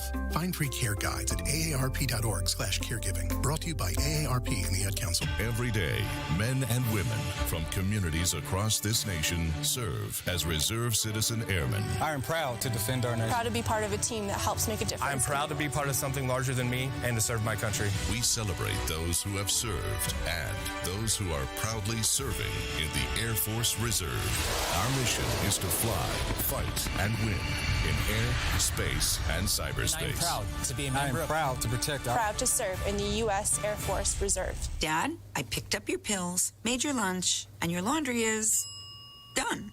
When you care for a loved one, you take care of everything. But are you taking care of yourself? Find free care guides at aarp.org/caregiving. Brought to you by AARP and the Ad Council. Pass it on. Now's the time to stay apart. Social distancing. But I'm adding something else. Pull together. What's pulling together while we're staying apart? It's calling family to check in on them. It's waving to your neighbor. It's the things we should have been doing all along. And when this tragedy passes and we're able to come together, we'll be stronger than ever because we've already pulled together. Stay apart. Pull together. Pass it on. From PassItOn.com. America, your children have an amazing superpower. They can help save lives by not having play dates. That's right.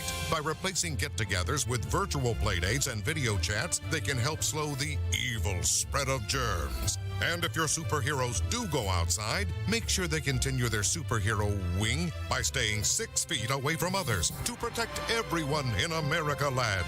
Find out more at coronavirus.gov. A message from the CDC and the Ad Council. Every day, men and women from communities across this nation serve as Reserve Citizen Airmen. I am proud to defend our nation. Proud to be part of a team that helps make a difference. I am proud to be part of something larger than me. We celebrate those who have served and those who are proudly serving in the Air Force Reserve.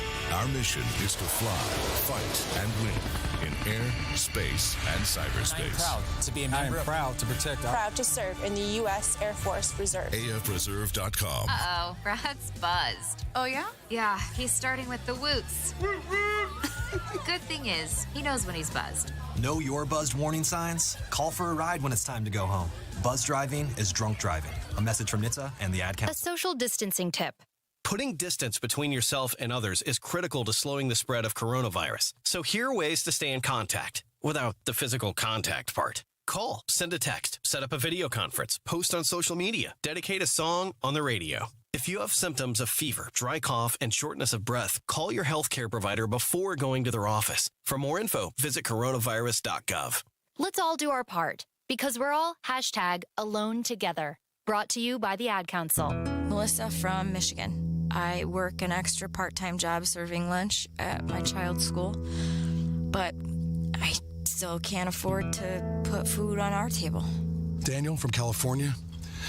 Choosing whether to pay the rent or pay to fix the car to get to work doesn't leave us with much at all. Now we can't even pay for meals. Hunger is a story we can end. End it at feedingamerica.org. Brought to you by Feeding America and the Ad Council. Hi, my name is Logan Foley. I am a rehabilitation service major here at Wright State, and you are listening to WWSU 1069 Dayton's Right Choice. You are listening to Testa and Neal. Keep it real right here on Dayton's Right Choice, WWSU 106.9 FM. Back. He turned on the mics late. God. My bad. My bad. Back here on Keep It Real with Testa and Neal right here on WWSU 106.9 or streaming on our YouTube channel. However you're listening to us today, we appreciate it. These are our highest live listeners on YouTube we've had. It's awesome. In the first week of the show. It's awesome. Elite. And we also have pretty good ratings for our online stream as well. So yeah. If you don't know how to tune into us online, I know our radio feed's a little small because we're a college radio station. Go to WWSU1069.org, and there's a play button in the top right corner of your screen. You click on that, it takes you to our live online feed. You can listen there as well. But if you want to see the faces that are making the crap takes, you can find us on YouTube as well. Yeah. Starting next week, it's going to be a little bit weird because you're going back to Indiana. I am. But we are going to make it still work. We are. We're going to find a way to make it work. It might be a little strange with the video for a couple days, but we are working with our very talented engineer on the best way to make it happen. So we will definitely be making it happen. It's a learning process as we go along here. So we're just kind of figuring it out as we go. So at some point we will get it all ironed out and we'll provide the best content that we can. It's just going to be a little awkward for that first couple weeks. Right. And I don't want it to sound like we're not doing the show. I mean, No, worst case scenario, you just tune into our online feed and listen to the show. Yeah. But hopefully we get it figured out and we still have the live video on YouTube very soon, if not Monday. I don't think that'll be an issue though. So I'm excited for that as well. And just to explain it a little bit more in detail, something else we've considered is recording the show on video and then playing the show on the station. And then as soon as the show ends at 3, we release the video. Yeah. So we'll figure it out. And we will communicate with you what we end up doing and how you can find the show. But we do appreciate you hanging out with us. So these are Shohei Ohtani stats that are, just record-breaking. Like Shohei Ohtani's already set several records, but here's some of his accomplishments a quarter of the way through the season, okay? Ohtani hit leadoff against the Astros on Wednesday. The day after, he struck out 10 over 7 innings, and he went 1 for 4 at the plate. He became the first player to start a game on the mound and then bat leadoff in the next game since Ray Caldwell for the Yankees on July 25th and 26th of 1916. Unbelievable. It's just, we haven't seen a talent like this in baseball in Since Babe Ruth. long time. Yes, exactly. Since Babe Ruth. Just watching, I mean, Dodgers fan here, but I enjoy the Angels as well. And they're just a lot of fun to watch because, I mean, just how damn good Ohtani is, how good Trout is. You have Rendon. And it sucks that they're in the basement of the AL West because that team is too good to be at the bottom of the AL West. They should not be worse than the Rangers. They should not be worse than the Mariners. They should be competing with the A's and Astros. Yeah, no doubt about it. They have just, there's talent is there. They have a hell of a coaching staff with Joe Madden at the helm. They just haven't had the pitching depth that I think they need to sustain the talent that they have offensively. How about this one? And going back to our YouTube feed, thank you, Ken. We appreciate it. You have a good weekend as well. We'll talk to you on Monday. We'll be back right back here on Monday as well. Yeah. But another mind-blowing Ohtani stat. When Ohtani struck out 10 batters on Tuesday and then moved to right field in the 8th inning so he could stay in the game, he became just the third player in the last 120 years to strike out 10 batters in a game and play a position in the field, joining Sam McDowell of the 1970 Indians and Harvey Haddix of the 1952 Cardinals. He was the first player to start a game on the mound and then move directly to right field since Cesar Tovar did it for the Twins in 1968.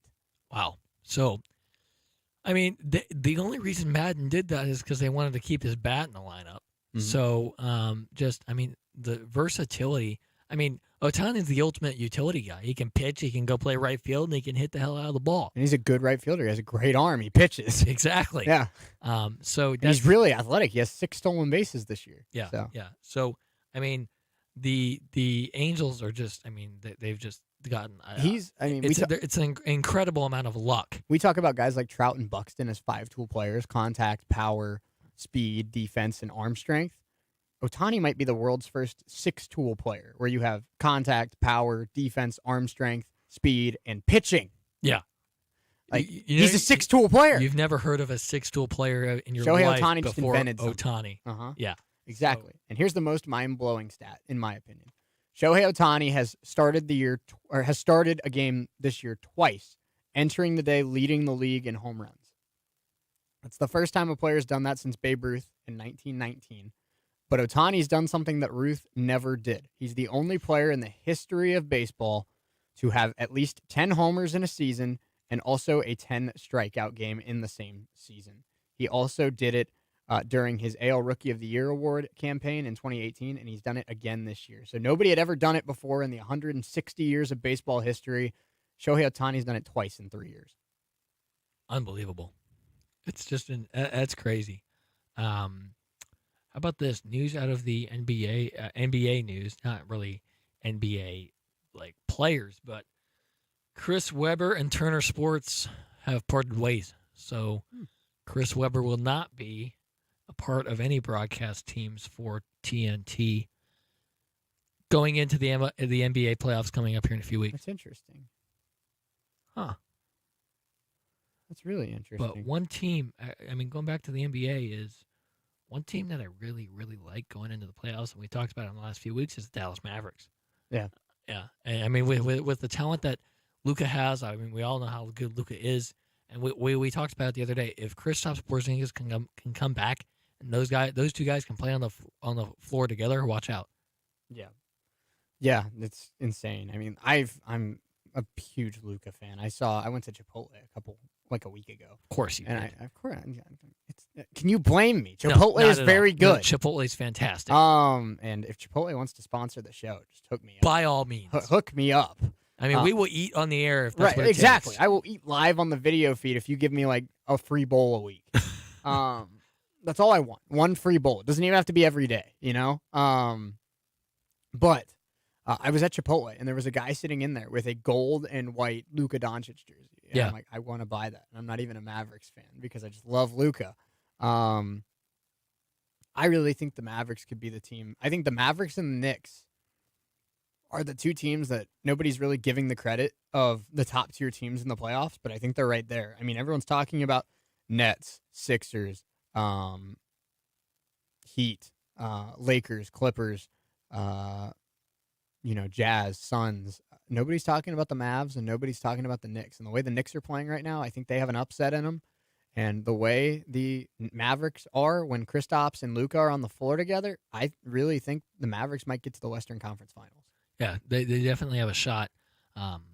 Okay, so this is not really as far as playing goes, but 40-year-old Udonis Haslem with the Miami Heat, he's playing in his 18th NBA season, logged his only minutes of the year last night, and gets ejected for having a fight with Dwight Howard. Mm-hmm. I love that. Imagine being 40 years old, playing in almost your 20th NBA season. The only minutes you get in the year, you get kicked out for fighting. Mm-hmm. How much of a baller do you have to be to do that? Udonis Haslem's such a goon, man. I love it. It's really fun. I'm excited for the NBA playoffs. I haven't watched a ton of the NBA this year. Neither have I. I'm excited for the playoffs because I think there's a lot of unique storylines, and I really think it's the first time in a long time that there isn't, clear, undisputed favorites. I think there are your favorites, but there's also kind of second-tier teams that could beat the top-tier teams. Yeah. So it's definitely going to be fun to watch. Two more things really quick, and I know this is kind of jumping back and forth, but two more things I want to hit on with Shohei Ohtani. Sure. Because I'm reading this article. He has a max exit velocity this year at the plate of 119 miles per hour. That's second in the league, only behind Giancarlo Stanton, who, if you've never heard of Giancarlo Stanton, he hits the ball pretty hard. Yeah. And then also, this might be, I didn't even know this. He currently ranks as the 17th fastest player in the majors. He is just a tick behind Mike Trout, and he's ahead of players like Altuve and Tatis Jr. His average sprint speed is 29.1 feet per second. The major league average is 27, and the fastest player in the league, Trey Turner, is 30.8. So Shohei Ohtani, he's an outstanding pitcher. He's an all-world hitter. He's also the 17th fastest player in the league. Six-tool player. Six-tool player. Yeah. I mean, you said it. Six-tool player is something that Shohei Ohtani just invented. And it's, who knows, maybe we see more of it coming up through the minors. No doubt. And how good for baseball would that be to see more players like Shohei Ohtani? Yeah, really fun. I know Hunter Green, when he was drafted by the Reds, was a shortstop that hit 400 in high school and also was the top pitching prospect in the draft. And the Reds said they wanted him to focus on pitching, but I always kind of think about what if they let him do both. Would he be thought of kind of like, Ohtani was? Like, would he have that kind of hype? He's already hyped up because he's a 20-year-old kid that can throw 103 as a starter. But and he was the first high school he's the first high school athlete to get the cover of Sports Illustrated since LeBron. So, no, actually, I think Bryce Harper got on there. But, it doesn't happen very often that a high school athlete gets put on the cover of SI. But, yeah, it's really cool. I love the idea of a two-way player. I do, too. It's really fun. Yeah. I thinking back on it, I was such a bad hitter. But if I was an average hitter, I would have loved to hit on the days that I wasn't pitching. I think that would have been really fun. I mean, I just loved baseball, and I would have loved to be on the field no matter what capacity I could. Yeah, and I think like I just said, the with how good Shohei Ohtani has been, I think we're going to see more of this starting in middle schools and high schools, and I mean even in high school there's guys who do both. But when you get to college, they kind of beat that out of you. That say, hey, if you're a pitcher, you're a pitcher. You ain't doing anything else. But even we'll start to see the hashtag. One of my favorite baseball hashtags is pitchers who rake, and that's the definition. Pitchers who rake. Do you remember that video of Todd Peterson at LSU where he hits the walk-off double in like the 13th inning of the super regional game? And he said he told his coach that he hit nukes in high school. And then in the post-game interview, he said, I lied, coach. I didn't really hit in high school. And the coach just looks at him. He's like, Thank you for lying to me, Todd. I love that. That's awesome. Yeah. Yeah. It's just it's one of my favorite moments. I'm like, if my coach didn't know who I like I said, one of the coolest moments of my life. I got maybe like 6 hits in my lifetime, but one of them was a double down the line in the league championship game in like the 8th inning, and I'm like, you know what? I feel important. I got a pretty decent hit at a pretty decent time. So, like, the pitchers seem to come ball out at the most important times. We just saw a couple days ago the Reds had the bases loaded in extra innings, and they put Wade Miley in to pinch hit. So pitchers who rake is, like you said, one of the best hashtags in sports. And we certainly love a pitcher that can rake. We love guys like Mad Bum. We love guys like DeGrom's a great hitter now. How about Zach Greinke? Yeah. And Bartolo Colon, maybe the greatest player in the history of baseball to ever hit a home run. Yes. I mean, just that video is one of my favorite baseball videos ever. And the call from Gary Cohen is so good. So good. But Bartolo has done it. The impossible has happened. This might be the greatest moment in the history of baseball. Oh, it was. I love it. And the best part about it is the entire Mets dugout went down into the clubhouse, and there was nobody. Nobody in the was there when he got back, except for the manager. Yeah. I love it. Terry Collins was the only one left. Oh, Terry Collins was one of my favorite managers ever. Yep. Yeah. It's so fun. But we're gonna step away. Final break of the show. When we come back, I found a really cool article on Bleacher Report that I want to break down to end the show. Bold predictions between now and the 2021 MLB trade deadline. It has the Nationals trading their ace before the deadline in July. So we'll break that down. There's 5 huge headlines, and we'll see if we think it's realistic or not. To end the show, final segment of the week, Testa and Neal, keep it real. Don't go anywhere. We're back in 4 minutes. Tom has been a teacher for over 40 years. One day, I think one of the students had asked the question and he didn't remember the answer. And I also noticed that he was letting his class out earlier than they were supposed to let out. I was really starting to worry. Levi and I talked about how it would change our lives, but he was there beside me. When something feels different, it could be Alzheimer's. Now is the time to talk. Visit alz.org/ourstories to learn more. A message from the Alzheimer's Association and the Ad Council. Why was the basketball court all wet? Because the players kept dribbling on it. The dad joke. Corny, groan-worthy, but also one of the simplest ways to share a moment with your kids. What did the buffalo say when he dropped his son off for school? Bye, son. So take a moment to make your kid laugh, because dad jokes rule. Make your kid laugh today. Go to fatherhood.gov. Brought to you by the U.S. Department of Health and Human Services and the Ad Council. And now, your Right State weather forecast. Here is your Right State weather forecast for Monday, May 10th through Friday, May 14th. Monday, mostly sunny, high around 60. Monday night, mostly cloudy with a slight chance of showers overnight, low around 40. Tuesday, mostly sunny, high around 60. Tuesday night, partly cloudy with areas of frost overnight, low in the mid-30s. Wednesday, sunny, high around 60. Wednesday night, mostly clear, low around 40. Thursday, mostly sunny, high in the mid-60s. Thursday night, partly cloudy, low in the lower 40s. Friday, mostly sunny, high in the upper 60s. Friday night, partly cloudy, low in the mid-40s. Welcome to Right State summer semester students, and Raider up. Have you noticed lately how empty everything is? Empty streets, empty stores, empty schools. But I'm trying to change these empty times by being full of gratitude. Gratitude means saying thanks to the garbage collector, the medical providers, and all those who are helping every day. Things may appear empty around us, but when we're filled with gratitude, nothing is completely empty inside us. Gratitude is in you. From PassItOn.com. For those fortunate enough to help the person who has always been their hero, AARP is here to help. Find the care guides you need to help at aarp.org/caregiving. Brought to you by AARP and the Ad Council. If you love them enough to turn off your music and pretend like their music is your music, this is Mommy's jam. then surely you'll check NHTSA.gov/the right seat to make sure they're in the right car seat. Let's play it again. Check today at nhtsa.gov/the-right-seat. Brought to you by the National Highway Traffic Safety Administration and the Ad Council. If you love them enough to sit through their favorite boy band with them,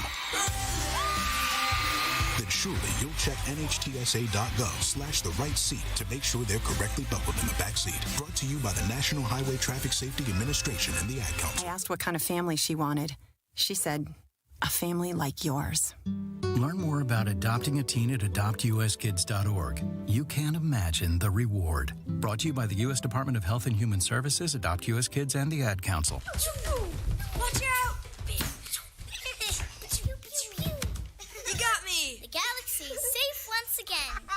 In the pretend universe, kids play with pretend guns. In the real world, it's up to us to make sure they don't get their hands on a real gun. If you have a gun in the house, keep it locked, unloaded, and stored separately from ammunition. Safe gun storage saves lives. Learn how to make your home safer at endfamilyfire.org. That's endfamilyfire.org. Brought to you by End Family Fire, Brady, and the Ad Council. To protect her home and family in a disaster, Karen was willing to wade through water, mud, and insurance paperwork.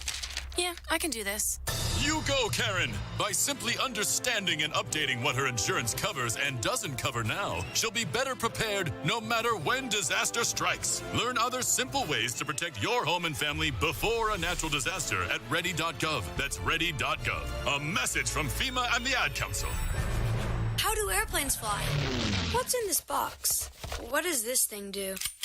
Kids are curious about everything, including guns. Learn how to store your gun securely and make your home safer at endfamilyfire.org. Brought to you by End Family Fire, Brady, and the Ad Council. My mother was very familiar with her neighborhood, but one day she stopped at the stop sign and she wasn't even really sure where she was at. When something feels different, it could be Alzheimer's. Now is the time to talk. A message from the Alzheimer's Association and the Ad Council. Have you noticed lately how empty everything is? Empty streets, empty stores, empty schools. But I'm trying to change these empty times by being full of gratitude. Gratitude means saying thanks to the garbage collector, the medical providers, and all those who are helping every day. Things may appear empty around us, but when we're filled with gratitude, nothing is completely empty inside us. Gratitude is in you. From PassItOn.com. You're going to listen to WWSU 106.9 FM, and you're going to like it. We wouldn't lie. There's only one thing I hate more than lying.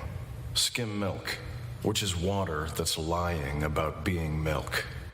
You are listening to Testa and Neal. Keep it real right here on Dayton's Right Choice, WWSU 106.9 FM. Final segment of the show here on Friday afternoon. We appreciate you hanging out with us all week long on Testa and Neal. Keep it real right here on WWSU 106.9 FM. What a week it's been to kick off the show. It's been awesome. This is a blast. I thought we were going to have fun with this, but not this much fun. This has been, I mean, I'm just like everything else we do here. Yeah, exactly.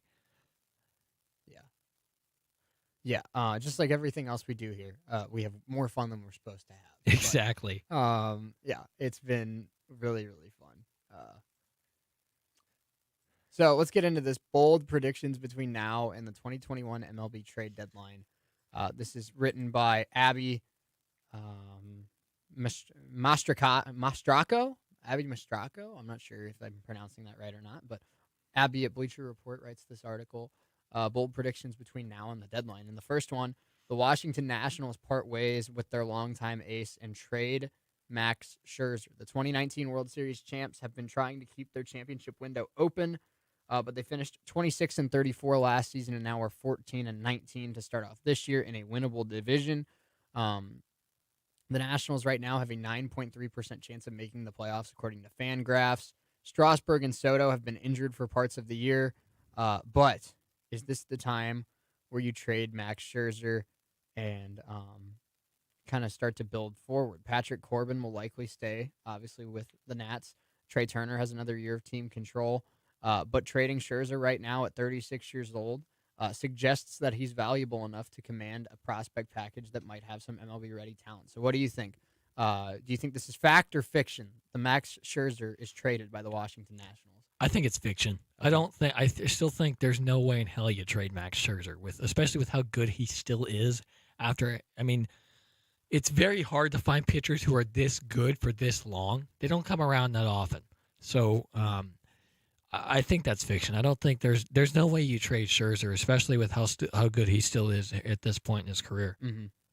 He's the one shining spot that Washington has right now with Soto and Strasburg being kind of on the fritz. I agree. I think that the Nats they're only 5 games under 500, and they're only, right now they're sitting 5 games back of the Mets. But I don't think you jump the gun this early. I think that the Nats still have, if Soto and Strasburg can stay healthy, I still think it's a team that can compete.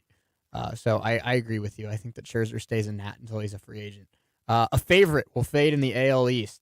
The hottest teams at the start of the year inevitably cool off, including the Los Angeles Dodgers, the Yankees, etc. But right now, the Boston Red Sox are the top OPS in baseball at 761, and they've been one of the better teams to start the year. But unfortunately, PECOTA still only gives them a 2.5% chance of winning the division, and Fangraphs only gives them a 16% chance. Fact or fiction, the Red Sox fall back to earth and fail to win the AL East. I'm gonna do like a half of this thing. I don't think they fall back to earth as fast as they're saying. They're right in. I think the Yankees win the division. They're right in the saying that every team falls back to earth at some point. I think the Red Sox will. I think it's going to be close for the division. I do agree with you that I think the Yankees win the division, but I think it's going to be by a game and a half or 2 games. It's going to be close. Okay. I don't think the Rays are as good as they were last year. No. I think they're going to be the 3rd team in that division, like they were for so many years. Really? You think the Jays come in 4th? Okay. Yeah. Yeah, Okay. And that's one of the toughest divisions in baseball right now is the AL East, especially with the talent that Toronto's added. The Rays were in the World Series last year. The Red Sox are good right now. The Yankees are always good. A lot of people think the Yankees have the best roster in the league. Yeah. Yeah. So I think that's half fact, half fiction. Okay. I think they are still going to be very good. I agree. They're going to come close to the division, but I think they don't fall back to earth anytime soon. They're still a very good team. I agree with you that I think that they compete throughout the course of the season, but I do think it is fact that they will fade in the AL East. I think the Yankees win this division still. I just think the Yankees are a better team than the Red Sox. I think the Red Sox have been kind of plugging all their holes with duct tape at this point in the season, and eventually those holes are going to start to open up again. But I do think the Red Sox are a better team than a lot of people gave them credit for, and I do think they compete for a playoff spot. So yeah, it's a marathon, not a sprint for Boston right now. Number 3, the San Francisco Giants stay on top. The NL West was supposed to be a battle between the Padres and the Dodgers, and it may still end up that way come September, but right now it is the Giants dominating the division. The Giants are 7 years removed from their last World Series title. That dynasty was built mostly on players who have since retired. But they still have key players from that team having resurgent years. First baseman Brandon Belt, catcher Buster Posey, shortstop Brandon Crawford, and third baseman Evan Longoria. Kevin Gausman having the best year of his career. They're all in their 30s, but they also have some great depth with Tommy La Stella, Mike Tauchman, and they clearly have some chemistry, timely hitting, impressive pitching, and they just find ways to win. So September may be a different story. But right now, McCovey Cove will be the place to be this summer. Fact or fiction, the Giants stay on top in the NL West. Fiction. I agree. That's all I got. Fiction. I think it's similar to the Red Sox, though. I think they compete. They compete. They're going to be. This is going to be a very similar to the AL East. It's going to be a battle between the top teams in that division. I never thought I would say the Giants are a top team in the division this year, but they are. It's going to be a battle between the Dodgers, the Padres, and the Giants. Arizona and Colorado are going to be in the basement like they should be right now because they're not good teams. But I don't think this is me being biased. I hope this is not me being biased. I think the Dodgers kind of pick up the pace eventually. I hope they pick up the pace eventually. But the Giants are having a hell of a start. I mean, they're 23-14 right now. They're 2.5 games above the Padres, three games above the Dodgers. So. San Francisco. I think it's fiction that they win the division, but they're going to compete for it, no doubt. Yeah, I agree. I think that the Giants are not as good as the Dodgers or the Padres, but I do think much like the Red Sox. They're better than a lot of people gave them credit for. They're better than I thought they'd be. And I think that the way that they win as of right now is sustainable. And I think that they win more than they lose this year and that they are in the playoff thick of things at the end of the year. It's going to be really hard. That's why I said when I'm a Reds fan, that's why I said that the Reds have to win the division if they want to get to the playoffs, because it's going to be so hard to get a wild card spot this year, because it's either going to be the Dodgers or the Padres, the team that comes in second, and the Mets or the Braves, or it's going to be the second team in the West and the second team in the East. Whoever wants to make the playoffs in the Central has to win the division, and that's kind of the same with the Giants. I mean, now the Giants have emerged as a team that could be there as well. So as a Reds fan, I mean, if the Reds want to make the playoffs, they got to win the Central. Yeah, no doubt about it. So what's Number the next 4, one? Angels will aggressively pursue pitching. Before I even explain this, I'll say that's a fact. I don't think that's a hot take. I think that's a fact as well. That's something that they've desperately lacked, other than Ohtani, is pitching. Yeah. And that team is, like I said it a couple segments ago, that team is too good to be at the basement of the AL. The Los Angeles Angels cut a future first ballot Hall of Famer, Albert Pujols, with the rationale that Walsh at first base and Ohtani as the DH would be the best for the future of the team. The Angels have had so much money locked up in heavy hitters like Pujols, Hamilton, Trout, Rendon over the last decade, but the club faces a make or break moment. Two of the best players in baseball are Trout and Ohtani. The playoffs are a must this season, but the Angels won't get there unless they can revamp their pitching staff. First-year GM Perry Minazian should be aggressive in targeting pitchers ahead of the trade deadline. The Anaheim bullpen is the fourth worst in baseball, and the rotation is the worst. The Angels are last in the AL West and 5.5 games behind the A's. Time is running out. Do the Angels go after Max Scherzer? Do the Angels go after Matthew Boyd? Do they go after Pirates reliever Richard Rodriguez? They got to do something, but like I said, I think this is fact. I don't know who they get. I don't think it's Scherzer. I don't but think it's Matt Scherzer Boyd either. could be an interesting target, as well as some pieces in that bullpen. I think the Angels do go all in this deadline because, like this article says, you have Trout and Ohtani, who are 2 top 5 players in the MVP race right now. There is absolutely no excuse to be a last-place team. You should get to the playoffs, but it's pathetic that you're in last place. Yeah, no doubt about it. We've talked about, the Angels, they're so fun to watch, but they should not be a last-place team. I mean, a team with that much talent and that much, I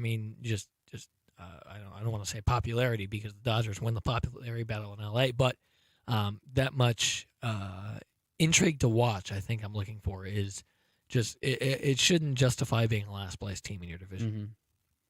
Yeah, and I think that this fifth one, I don't like it as much as the others, but it says guys will get plunked, and it says the average fastball velocity is up to almost 94 miles an hour this season. Mets ace Jacob deGrom is maxing out at 102 miles an hour at age 32. However, not every pitcher has deGrom-like command. A lot of these hard throwers are locating these high-velocity fastballs. The finesse pitchers and the pitchers who made their livings off of precision seem to be a thing of the past. Ronald Acuna was hit in the left hand. Mike Trout was hit in the elbow. Phillies outfielder Bryce Harper was drilled in the face. So, I get what they're trying to say. Yeah. And I think it's fact, but I think it's just modern baseball. Guys throw hard and sometimes don't know where it's going. And that's just something that we kind of have grown accustomed to because you're building a team around guys with raw athleticism and potential now instead of, 30 teams out of 30 right now would rather have a guy that throws 98 but sometimes doesn't know where it's going over a guy that throws 88 and has precision. That's just how it is now. Right. Yeah, I don't like that one a lot. It's guys get hit in baseball. It's just a fact. It happens. Yeah. But I don't think I don't think the projection of it going up or down really means a lot. No. But one thing I want to wrap up here. We talked about the A's a little bit. 5 potential landing spots for the A's. You ready? Vegas. Austin, Portland, Vegas, Nashville, Charlotte. Nashville would be really cool. Really cool. The Nashville Athletics, I think Vegas is still the favorite. I do too. But Nashville would be pretty cool. Charlotte would be pretty cool. I don't think they get a third team in Texas. No, and I don't know if Portland's a baseball city. No. I think Portland would welcome a football team over a baseball team. Yeah. But I like the idea of Vegas. I like the idea of Nashville, and I could get behind Charlotte as well. Yeah. So that's a storyline that we will continue to follow, as well as all baseball fans around the country. No doubt about it. No doubt about it. And yeah, next week, it's inevitable. We'll start hearing about rookies that got hurt in minicamp. We'll start hearing about NBA. I mean, is LeBron going to be 100% when the playoffs start? We don't know. So, I mean, next week we're going to be able to talk about the play-in tournament for the NBA playoffs, and it's going to be LeBron versus Curry. Right. That's going to be really fun. Yeah, sure will. So we appreciate everyone tuning in for the first week of Testa and Neal. Keep it real.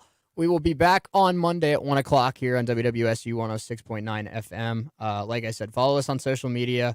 That's a good point. Nashville may be a little too close to Atlanta.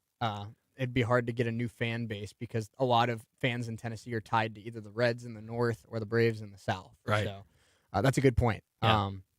And that's what I like I said, I think Vegas is the favorite. I do too. But that's a very good point. So I'm glad that was brought up. But again, follow us on social media, WWSU 1069.